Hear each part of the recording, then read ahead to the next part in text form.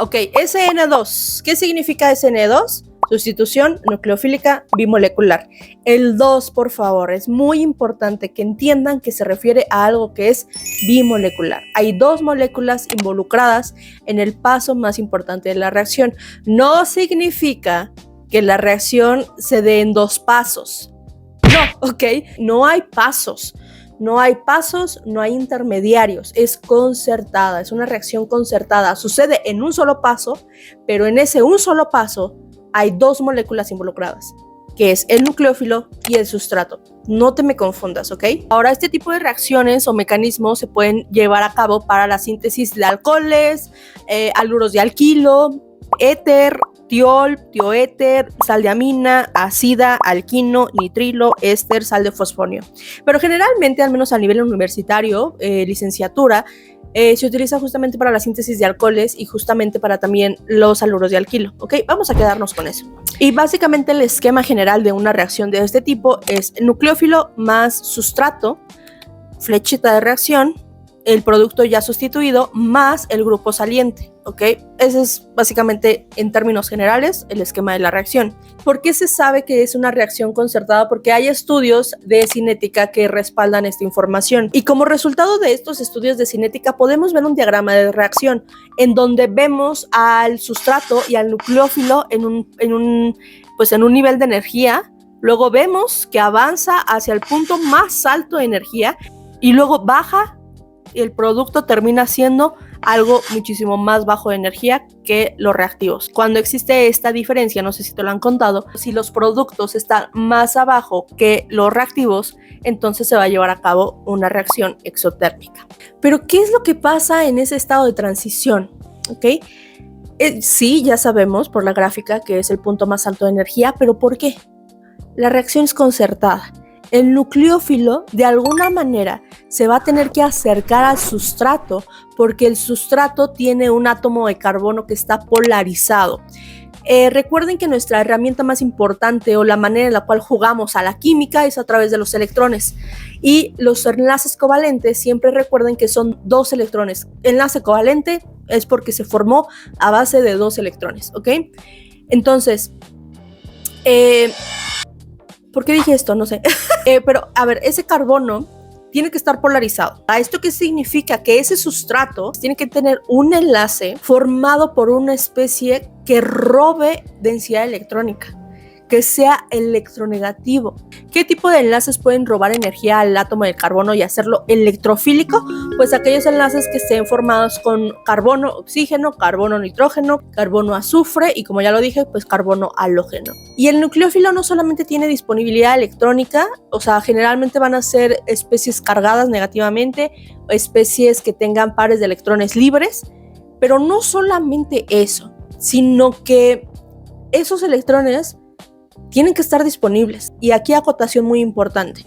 No es lo mismo decir, claro, es que tengo una base fuerte y si tengo una base fuerte, entonces va a ser un buen nucleófilo. No, ese es un error.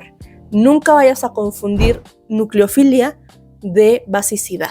Una base ataca a un protón, ¿ok? Un nucleófilo necesita atacar a un carbono. Una base roba un protón, se queda con el protón y listo. El nucleófilo necesita pegarse a un sustrato, necesita pegarse a un carbono. Hablemos del ion fluoruro y el ion yoduro para que se entienda muchísimo mejor. El yoduro, no sé, se me hace como que se desparrama el yoduro, ¿sabes? Y tiene ahí sus electrones y como que andan por ahí sus electrones como muy dispersos. El fluoruro, no, o sea, a mí me lo imagino como una esfera, así con sus electrones muy pegaditos hacia su centro y como que no los quiere, no están tan dispersos, o sea, son como más contenidos, ¿sí me explico? El yoduro es una base débil, ¿vale? ¿Por qué? Porque no le importa atacar a un protón, o sea, es como que estoy cómodo con mis electrones, no me interesa formar enlaces con un protón, o sea, me da igual. Al fluoruro sí le gusta, es una base fuerte, ¿ok? Es una base fuerte, necesita aliarse con algún protón para lograr tener una mejor estabilidad. El yoduro no, porque aparte, aquí hay algo muy importante. Como ya lo mencioné, el nucleófilo se tiene que acercar lo suficiente al carbono electrofílico, ¿ok? Se tiene que acercar de alguna manera. Entonces, al yoduro eso le va de maravilla porque como sus electrones están muy dispersos, sus electrones se pueden meter muchísimo mejor a esa región electrofílica. Entonces le es muchísimo más sencillo formar enlaces. Es un buen nucleófilo.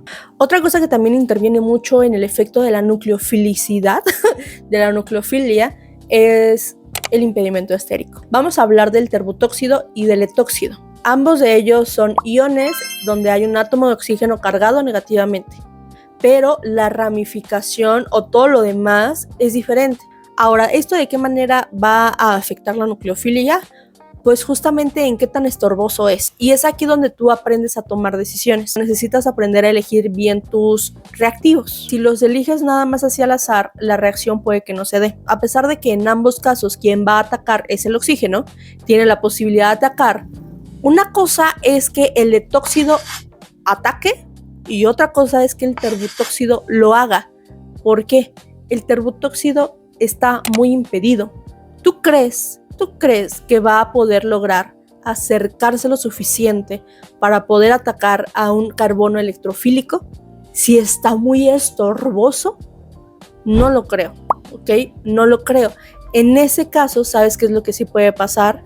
Va a atacar a un protón y entonces ya no va a actuar como un nucleófilo, va a atacar como una base. Y a mí, persona estudiante de química, que estoy aprendiendo esto, que estoy a lo mejor en un laboratorio de síntesis, a mí no me interesa eso, a mí no me va a convenir, ¿ok? ¿Qué voy a preferir yo? ¿Y qué es lo que te recomiendo? Es elegir a un nucleófilo menos impedido. El espacio es muy importante en este tipo de reacciones, porque recuerda de nuevo, la reacción es concertada, la reacción se lleva a cabo en un solo paso. Entonces tú tienes que aligerar el espacio de tal manera que la reacción se lleve a cabo sin mayor complicación. Entonces aquí te voy a dar un tip. Si tú deseas que una especie reaccione como base, elige algo que sea muy estorboso. Si tú quieres que algo reaccione como nucleófilo, que realice un ataque nucleofílico, utiliza una especie que no esté tan impedida estéricamente para que no se empiecen a cruzar reacciones. ¿Ok?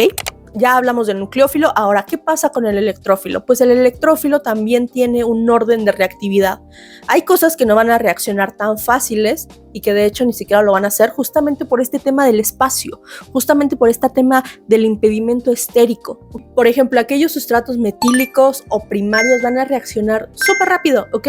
Muy, muy rápido, justamente por este tema del espacio. Es por eso que en las reacciones SN2 no se llevan a cabo con sustratos terciarios, ¿ok? No va por ahí, ¿vale? No puedes, no se puede, no hay manera, no hay evidencia, no se llevan a cabo ese tipo de reacciones justamente por el tema del espacio. Entonces, si una reacción ocurre con un sustrato terciario, es porque se llevó a cabo mediante otro mecanismo, no por este. Ahora, ¿cómo es que se lleva a cabo todo el ataque y todo ese momento de clímax, ¿ok? El nucleófilo se tiene que acercar por la parte posterior de la molécula, por la parte de atrás de la molécula, ¿ok? Enfrente, ¿por qué no se lleva a cabo? Pues porque está el grupo saliente. No hay manera de poder atacarlo de ahí. Lo tiene que hacer por la parte posterior, porque de nuevo, el tema del impedimento estérico está involucrado muy fuerte. Aquí sucede algo muy bello y muy interesante, y es que es ahí donde nosotros nos damos cuenta de que el carbono no puede sostener, no tiene la capacidad de sostener más de 4 enlaces. No es posible. Y energéticamente se nota. ¿Por qué? Porque si te das cuenta, en ese paso de transición, en ese estado de transición, está muy elevado energéticamente. Y esto es por algo. Porque el carbono en ese momento, en ese instante, en ese momento en el que se acerca el nucleófilo y empieza a ceder 2 pares de electrones para formar un nuevo enlace con ese carbono, empieza al mismo tiempo, a su vez en ese momento, a soltar ese enlace que había establecido con el grupo saliente. Esa maravilla se llama estado de transición. No es un intermediario, es un estado de transición. ¿Y cuál es la diferencia? Que ese estado de transición, donde el carbono aparentemente está coordinado de manera pentavalente, no se puede aislar, ¿ok? No, ¿ok? Eso es un estado de transición. Esa es la gran diferencia entre un estado de transición y un intermediario. No puedes llegar aquí y decirme, mira, acabo de sintetizar un estado de transición. No, ¿ok? Es bellísimo. Es por eso que es muy energético, es sumamente inestable. El carbono se da cuenta de que no puede sostener 5 enlaces, entonces necesita a fuerza soltar uno. ¿Y cuál es el que suelta? El del grupo saliente, ¿vale? Y hay una reorganización estérica también. Y aquí quisiera que te dieras cuenta de algo. En este tipo de reacciones, en ese momento se lleva a cabo una inversión de la configuración. Si ustedes se van a un libro de texto, se van a encontrar con esta imagen muy representativa del paraguas, que tú tenías un paraguas así y cuando sucede la reacción lo vas a tener hacia allá, pero a lo que voy es que al único carbono que le vas a poder asignar una configuración diferente, invertida, pues es solamente si se cumple el hecho de que existan 4 sustituyentes diferentes, ¿ok? Si no hay 4 sustituyentes diferentes en el producto, pues realmente, entonces a lo mejor sí hubo un movimiento de enlaces, o sea, sí hubo una interacción ahí, pero pues no vas a tener nada a que asignarle una configuración. Entonces no te quiebres la cabeza, eso solamente sucede con 2 cosas. Tu sustrato no solamente tiene que ser secundario, sino también tiene que ser un centro quiral, ¿ok? Entonces, que no te chamaqueen en tu examen, esas 2 reglas se tienen que cumplir. Ahora vamos a hablar del grupo saliente. El grupo saliente, clave importante, tiene que ser una base débil, ¿ok? ¿Por qué? Porque si tú tienes una base muy fuerte, si tú tienes una especie reactiva muy fuerte, si tú como grupo saliente tienes algo, güey, que está todavía deseoso de reaccionar, esa cosa va a reaccionar. Entonces tú lo que necesitas es que tu grupo saliente sea una base estable, una base débil. Una base, hasta hay en muchas ocasiones, por eso el grupo saliente es el agua, ¿no? Porque pues ahí la dejas y ya en la parte experimental pues ya nada más utilizas un desecante y pues ya no tienes conflicto con eso, ¿sí me explico? Entonces, eso también es muy importante que sepas, que el resultado de tu reacción, uno de los subproductos de tu reacción, que en este caso sería el grupo saliente, no sea tan reactivo, para que no haya un equilibrio. No, tú quieres mandar toda la reacción hacia el lado de los productos. Entonces necesitas que tus productos sean estables, ¿vale? Que no sean tan reactivos, que no estén deseosos de seguir reaccionando. Es por eso que el yoduro cumple con esta doble funcionalidad. El yoduro no solamente es un buen nucleófilo, sino también es un buen grupo saliente. Entonces, por favor, ahí también ten mucho ojo, ¿ok? Ojo con eso. Ahora, en cuestión experimental, pues evidentemente los reactivos tienen que estar disueltos, ¿no? O sea, hay reacciones en fase sólida, pues sí, pero en química orgánica se suelen realizar reacciones en disolución. Entonces, ¿qué disolvente vas a utilizar? ¿Vas a utilizar agua? ¿Vas a utilizar algún alcohol? ¿Vas a utilizar cetona, acetona? O sea, ¿qué tipo de disolvente vas a utilizar? Ahí es donde tú le empiezas a jugar al químico y empiezas a discernir y a tomar de nuevo decisiones. Decisiones que te convengan, decisiones que convengan a la reacción. Porque una cosa es ver la reacción ahí muy bonita pintada en el pizarrón y en el libro de texto, pero otra cosa es llevarlo a cabo al laboratorio. ¿Qué disolvente vas a utilizar? Y aquí, criterio. Evidentemente necesitas a un disolvente que te ayude justamente a disolver los reactivos, tanto al nucleófilo como al sustrato.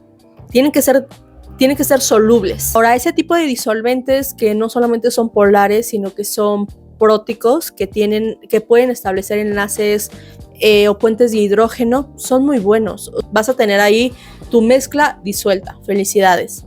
Pero aquí hay algo muy importante y es que sí quieres que se disuelva, pero tampoco quieres que, sobre todo el nucleófilo, quede muy solvatado, quede mucho rodeado de puentes de hidrógeno, porque el nucleófilo tiene que reaccionar, ¿ok? Eso siempre lo tienes que mantener en mente.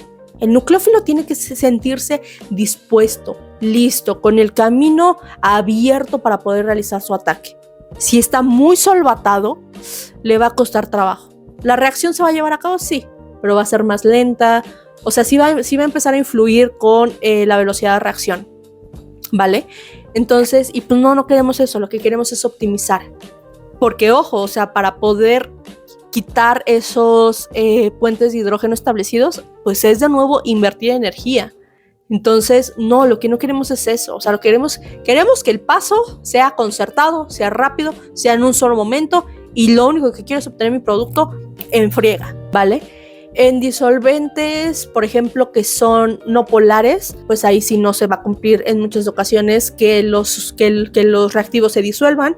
Entonces es un no rotundo, pero existen otro tipo de disolventes que no establecen puentes de hidrógeno y que sí son lo suficientemente polares como para disolver a los reactivos. Y esos se llaman los disolventes apróticos polares. Ejemplos de eso, tengo aquí mi lista, el acetonitrilo, la dimetilformamida, la acetona. ¿Ok? Esos son disolventes que tú podrías utilizar o que son la mejor recomendación para realizar este tipo de reacciones. De nuevo, tú tienes que realizar un análisis, o sea, con toda esta información que te estoy brindando, tú tienes que aprender a elegir a tu nucleófilo, a tu sustrato, que el sustrato tenga un buen grupo saliente y que tus condiciones sean favorables para que la reacción se lleve a cabo, ¿ok? Porque aunque tú la veas en el papel muy bonito, así superpuesto y decir, ah, claro, es concertada, se va a llevar a cabo de volada, ahora le va. Pero esto es en el papel. De manera experimental, ¿qué más tengo yo que hacer? ¿Qué otro tipo de decisiones más tengo que realizar para que la reacción se lleve a cabo? ¿Ok? Eso es lo que te va a definir como un verdadero aprendiz conocedor de la química orgánica, ¿vale? Entonces, eso es lo que yo te recomiendo hacer.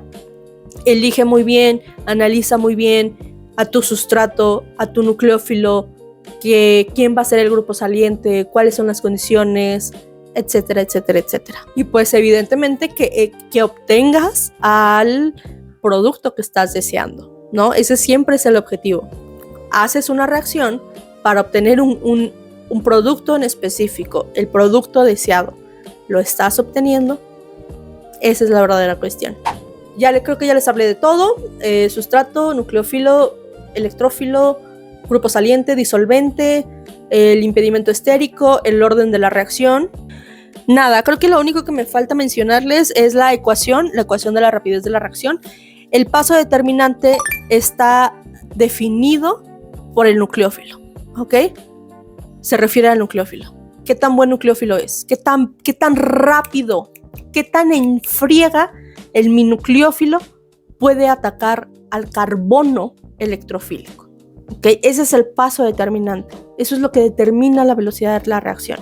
La velocidad de la reacción es de segundo orden global y es de primer orden con respecto a cada uno de los reactivos. Por lo tanto, hay una dependencia lineal respecto a la concentración de ambos reactivos, tanto el nucleófilo como el sustrato. Sin embargo, aquí quien determina la velocidad de la reacción es justamente el nucleófilo. ¿Okay? Creo que eso era lo único que les tenía que decir el día de hoy. Espero que les sirva este video. El siguiente video pues vamos a seguir hablando de otro mecanismo de reacción. Y pues nada, creo que no se me va nada. De todos modos, cualquier duda los veo en los comentarios. Y muchísimas gracias por apoyar este nuevo proyecto. Yo soy Michelle Aranagui. Esto es Espacio Covalente, donde la química no se memoriza, se entiende. Nos vemos, chao.